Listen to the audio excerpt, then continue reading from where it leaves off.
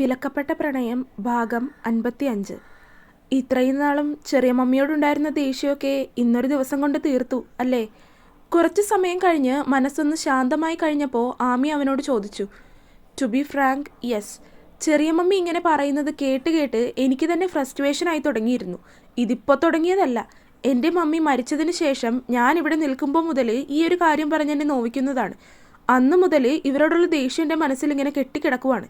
ഏത് നിമിഷവും അത് ഏത് രീതിയിലും പൊട്ടിത്തെറിക്കൂ എന്ന വിധത്തിലായിരുന്നു. ഇന്നിപ്പോൾ അവരായിട്ട് തന്നെ അതിനൊരു അവസരം ഉണ്ടാക്കി അവർക്ക് തന്നെ അത് പണിയായിട്ട് കിട്ടിയെന്ന് പറയാം. അല്ലാതെ ഞാനിപ്പോൾ എന്ത് ചെയ്യാനാണ്? പിന്നെ ഇത്രയും നാളും പ്രായത്തെ ബഹുമാനിച്ചാണ് ഞാൻ അവരെ ഒന്നും പറയാതിരുന്നത്. പക്ഷേ ഇന്ന് അങ്ങനെ കൺട്രോൾ ചെയ്ത് നിർത്താൻ പറ്റിയില്ല. അതുകൊണ്ട് പറഞ്ഞു പോയതാണ്. But I don't regret in saying that. Abi കുറ്റബോധം തെല്ല് പോലും ഇല്ലെന്ന രീതിയിലാണ് പറഞ്ഞത്.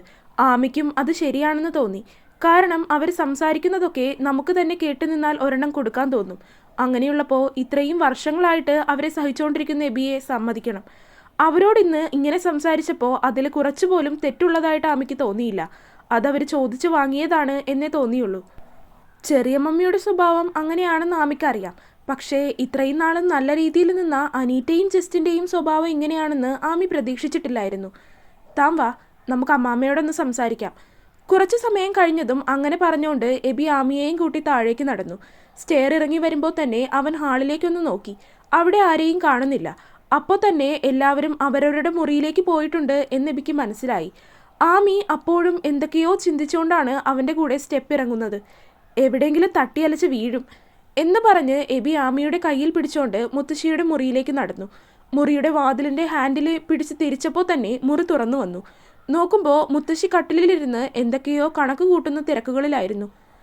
അമ്മാമ്മേ. കുറച്ച് തേനും പാലും ചേർത്ത് തന്നെയായിരുന്നു എബി മുത്തശ്ശിയെ വിളിച്ചത്.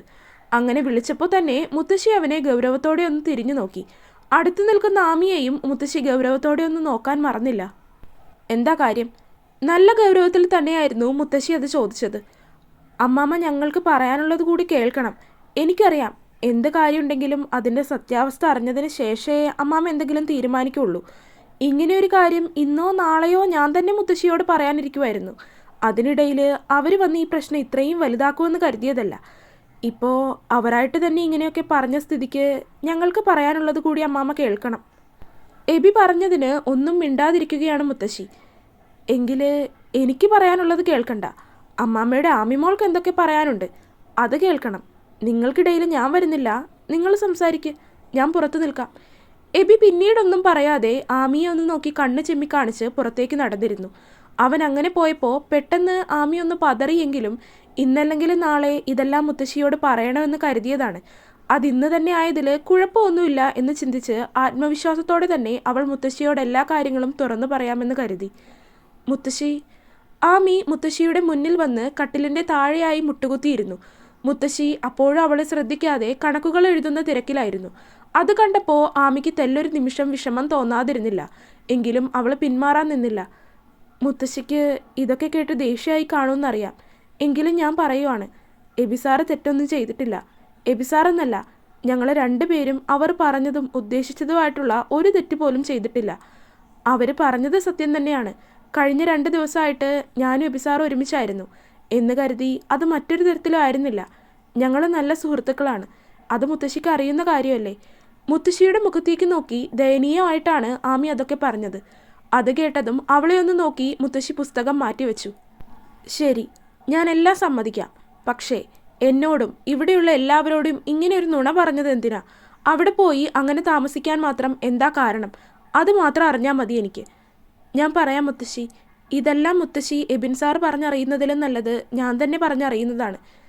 എൻ്റെ വീട്ടുകാരെക്കുറിച്ചോ നാടിനെക്കുറിച്ചോ എന്നെക്കുറിച്ചോ ഒന്നും ഞാൻ ഇതുവരെ മുത്തശ്ശിയോട് തുറന്നു പറഞ്ഞിട്ടില്ല എന്ന് കരുതി മുത്തശ്ശി എന്നോട് ഇതുവരെ അതിനെക്കുറിച്ച് ഒന്നും കുത്തി ചോദിച്ചിട്ടുമില്ല. അത് മുത്തശ്ശിയുടെ മര്യാദയായിരുന്നു. ഈ കാര്യങ്ങളെല്ലാം മുത്തശ്ശിയോട് പറയുക എന്നത് എൻ്റെ മര്യാദയും.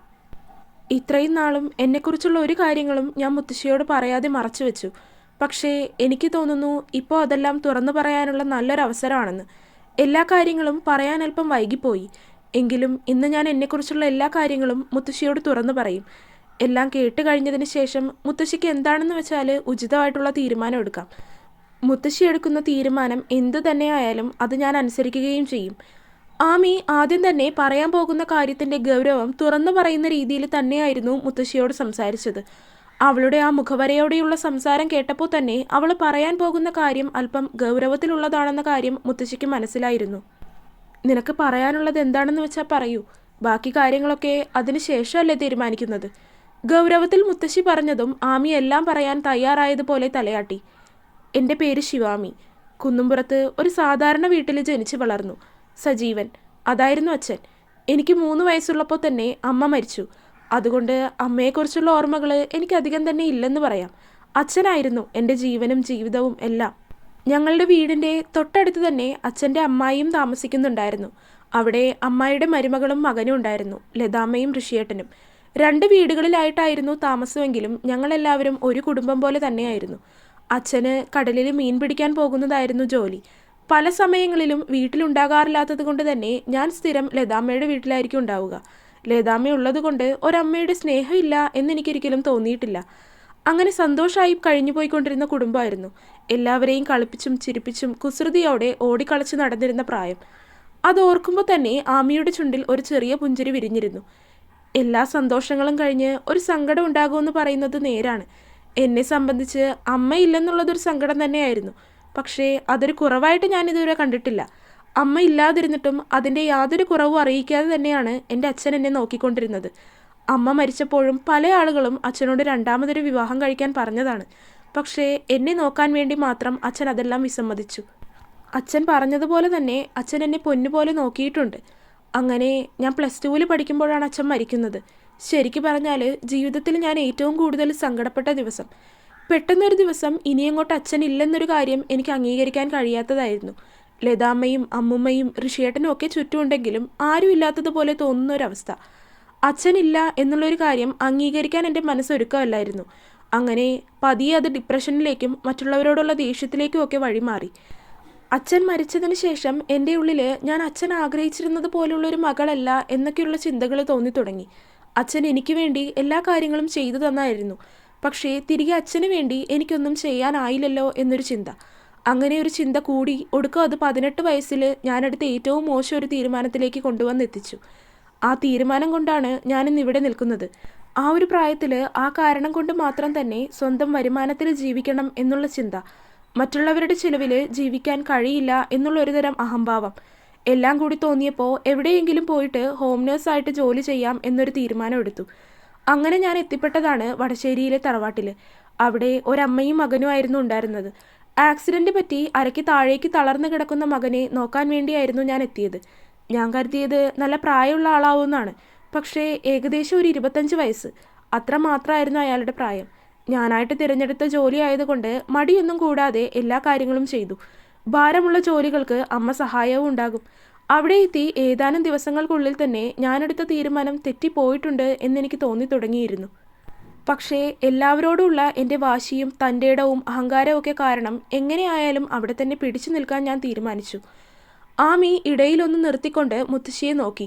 മുത്തശ്ശി അവൾ പറയുന്നതൊക്കെ കേൾക്കുന്നുണ്ട്. മുത്തശ്ശിയുടെ മുഖഭാവത്തിൽ നിന്ന് തന്നെ തന്നെക്കുറിച്ച് ഒരു നെഗറ്റീവ് ഫീലാണ് മുത്തശ്ശിയുടെ ഉള്ളിൽ ഇപ്പോൾ തോന്നിയിരിക്കുന്നതെന്ന് അവൾക്ക് മനസ്സിലായിരുന്നു. എങ്കിലും അത് കാര്യമാക്കാതെ ആമി തുടർച്ചയായി പറയാൻ തന്നെ തീരുമാനിച്ചു. കാരണം ഇന്ന് തന്നെ ഇതെല്ലാം പറഞ്ഞ് ഒരു തീരുമാനമാക്കണം എന്നവൾ മനസ്സിൽ തീരുമാനിച്ചിട്ടുണ്ടായിരുന്നു.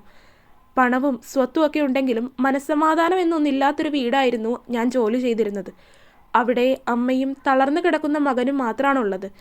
അമ്മയുടെ ഈ ഒരു വയസ്സാം കാലത്ത് അമ്മയ്ക്ക് തുണയായിരിക്കേണ്ട മകനെ കൊച്ചു കുഞ്ഞിനെ പോലെ നോക്കേണ്ടി വരുന്ന ഒരമ്മയുടെ നിസ്സഹായ അവസ്ഥ പാവം തോന്നി അയാൾക്ക്. പക്ഷേ ആ അമ്മയോട് തെല്ലുപോലും സ്നേഹമോ സഹതാപമോ ഉണ്ടായിരുന്നില്ല. എന്നോടും അങ്ങനെയൊക്കെ തന്നെയായിരുന്നു. അയാളുടെ അച്ഛൻ്റെ ഒരു പെങ്ങളും മകളും ഉണ്ട്. അവർ 2 പേരുമാണ് അയാൾക്ക് പ്രിയപ്പെട്ടവർ. അവരോട് മാത്രം അയാൾ സ്നേഹത്തോടെ സംസാരിക്കും. പക്ഷേ അവരുടെ ഉദ്ദേശം ഇയാളെ കൊന്നുകളഞ്ഞ് സ്വത്തുക്കൾ തട്ടിയെടുക്കാനാണെന്നറിഞ്ഞത് വളരെ വൈകിയായിരുന്നു. അങ്ങനെ അവരമ്മയും മകളും ഒക്കെ കൂടി ഇയാളെ കൊന്നുകളയാൻ വേണ്ടി ഉണ്ടാക്കിയ ഒരു പ്ലാനായിരുന്നു ആ ഒരു ആക്സിഡൻറ്റ്. പക്ഷേ മരിച്ചില്ല.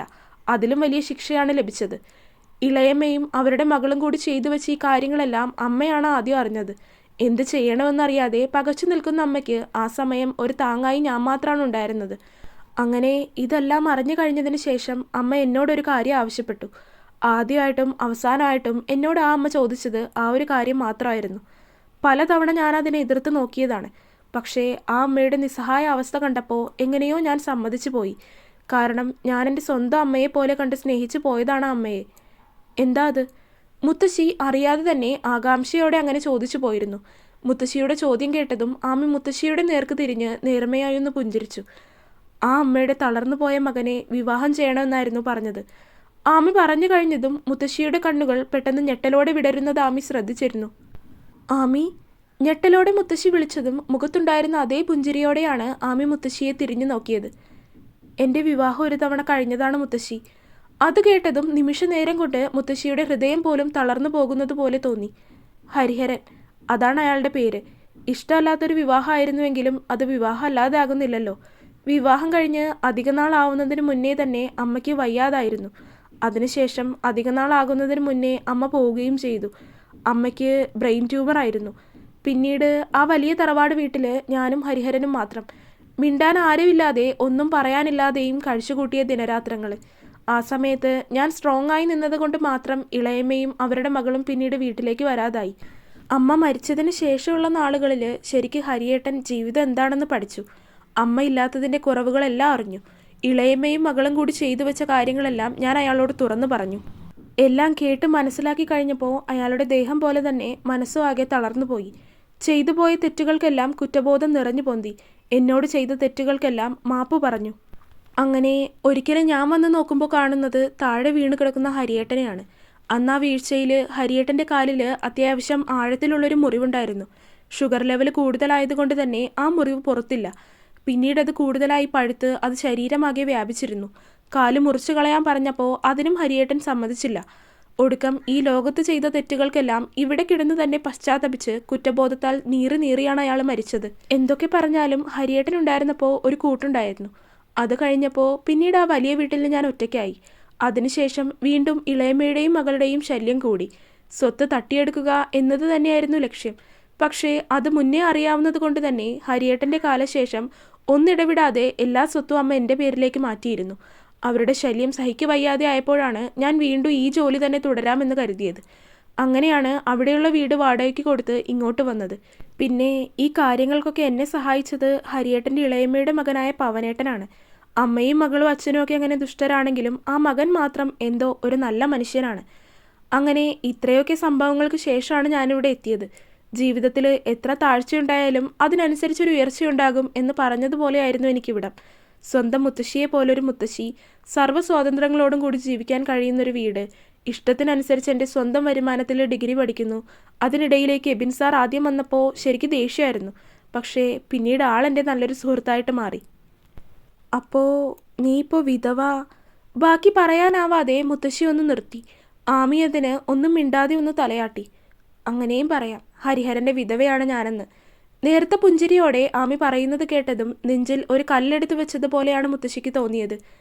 ഇതിൽ നിങ്ങൾ എന്തിനാ ഇപ്പോൾ ഇങ്ങനെയൊക്കെ ചെയ്തത്? അത് വ്യക്തമായില്ല.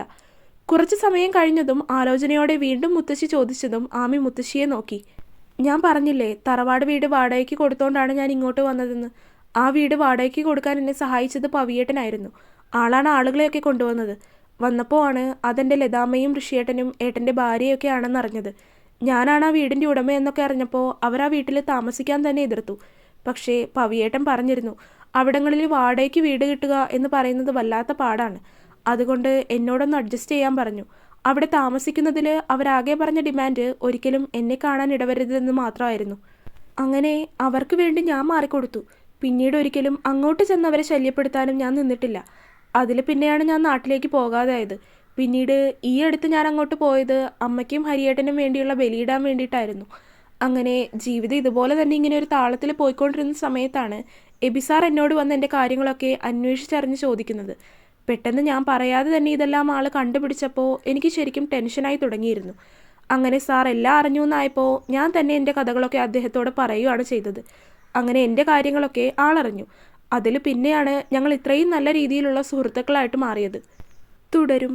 അപ്പോൾ വീഡിയോ കണ്ടവരെല്ലാവരും വീഡിയോ ലൈക്ക് ചെയ്യുക. നിങ്ങളുടെ അഭിപ്രായങ്ങൾ എന്തായാലും അത് കമൻറ്റായിട്ട് അറിയിക്കുക. ചാനൽ സബ്സ്ക്രൈബ് ചെയ്യാത്തവരുണ്ടെങ്കിൽ സബ്സ്ക്രൈബ് ചെയ്യുക.